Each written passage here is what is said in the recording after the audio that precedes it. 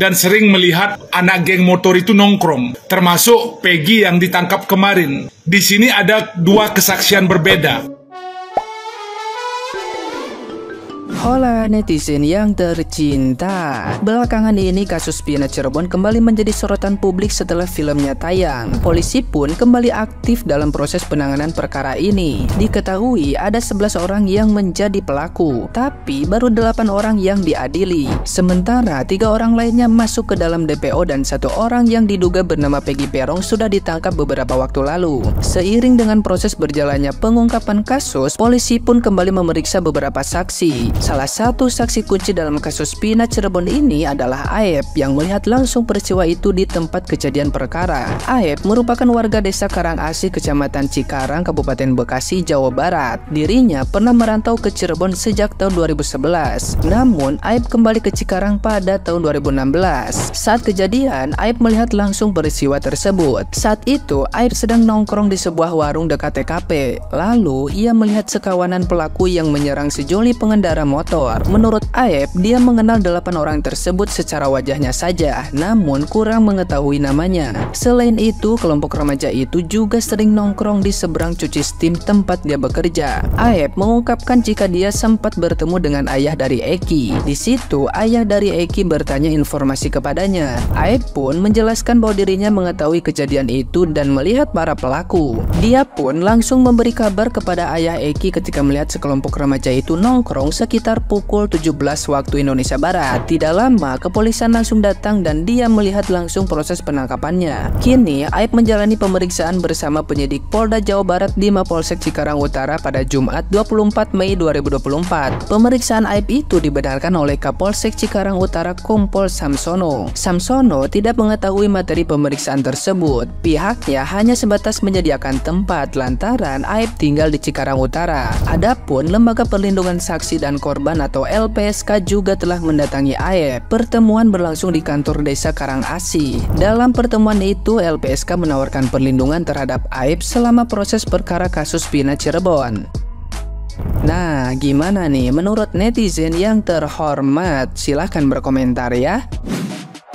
Bukannya netizen itu curiga lagi salah tangkap. Ya memang ini salah tangkap guys. Berdasarkan ciri-ciri yang dirilis oleh pihak kepolisian, itu memang beda banget guys sama yang ditangkap ini. Nah, gue jadi curiga gitu loh, bahwa pihak kepolisian ini memang sengaja menangkap salah satu seseorang yang memang tidak bersalah untuk meredam kasus ini guys, supaya para netizen atau masyarakat Indonesia itu biar puas gitu loh hatinya dan beranggapan bahwa pihak kepolisian ini bekerja dengan baik gitu loh. Nah, jadi pemikiran aku seperti itu. Padahal kita flashback lagi guys, selama 8 tahun yang berlalu gitu loh. Nah, pihak kepolisian itu ngapain kerjanya? Kenapa setelah kasus ini viral baru bisa ketangkep gitu?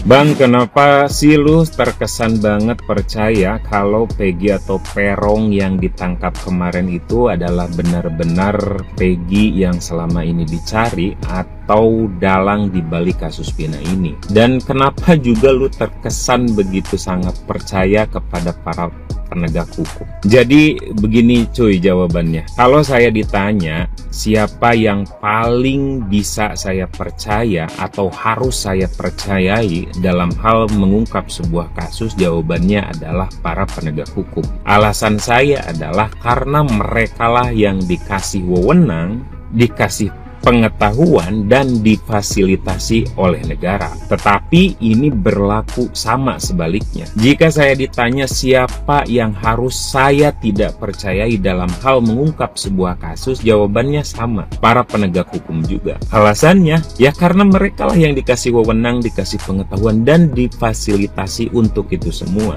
Jadi mereka lah yang paling mungkin mengungkap atau menutupi sebuah kasus. Namun, sebagai warga negara yang baik, kan kasus Pina ini sudah dibuka kembali. Polri dan Polda juga sudah turun tangan. Kita harus percaya sepenuhnya. Kita harus hormati segala usaha dan proses yang sedang dilakukan oleh Polri dan Polda untuk mengungkap kasus Vina ini. Tidak ada pilihan lain. Saya paham betul teman-teman semua banyak yang tidak percaya kalau Peggy yang sudah ditangkap itu bukan Peggy yang itu. Bahkan banyak asumsi kalau pihak yang berwajib ini salah tangkap. Tetapi kan itu juga sama harus dibuktikan.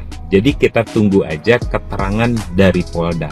Nah, kalau memang nanti setelah kasus ini dianggap selesai dan banyak kejanggalan-kejanggalan, nah disitulah kita saatnya menyimpulkan kalau para penegak hukum di negeri ini bisa kita percayai atau tidak. Begitu jawaban saya.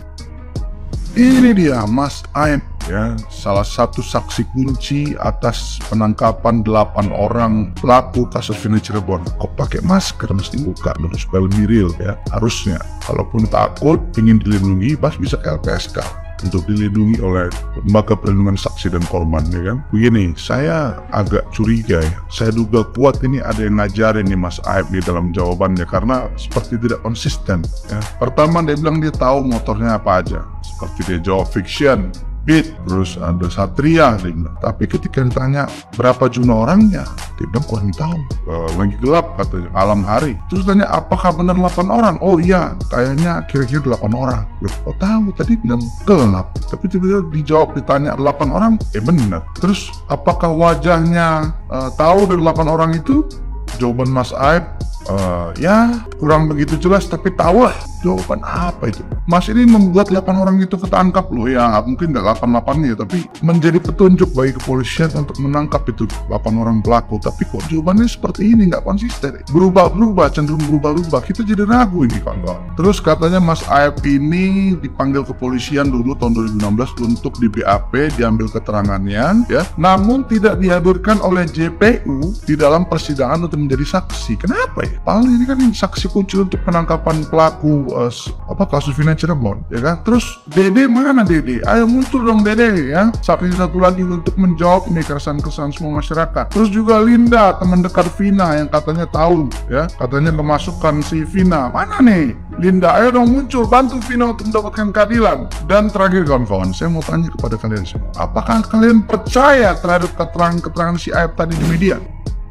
Inilah si Aib, pemuda asal Cikarang yang mengatakan bahwa dirinya melihat Peggy Perong alias Peggy Setiawan yang ditangkap Pak Polisi kemarin ada waktu saat kejadian si Vina dihabisi. Kesaksian Mas Aib yang mengatakan bahwa dirinya mengetahui kejadian pada malam itu, ya. Apakah ini ada hubungan dengan saksi yang di YouTube jejak backpacker itu, ya? Ada salah satu, ya, mengatakan ada penjaga warung yang diajak melihat. Apakah Mas Aib ini, ya? Bisa jadi ini. Dan apakah Mas Aib ini juga yang disebut namanya oleh Mak Titin kemarin di acara Tekso, ya? Mak Titin kan mengatakan ada salah satu saksi yang nggak pernah dihadirkan waktu persidangan di tahun 2016, ya, Aib dan Dede. Apakah ini salah satunya Mas Aib? Jika kalian tahu, tolong tulis di kolom komentar.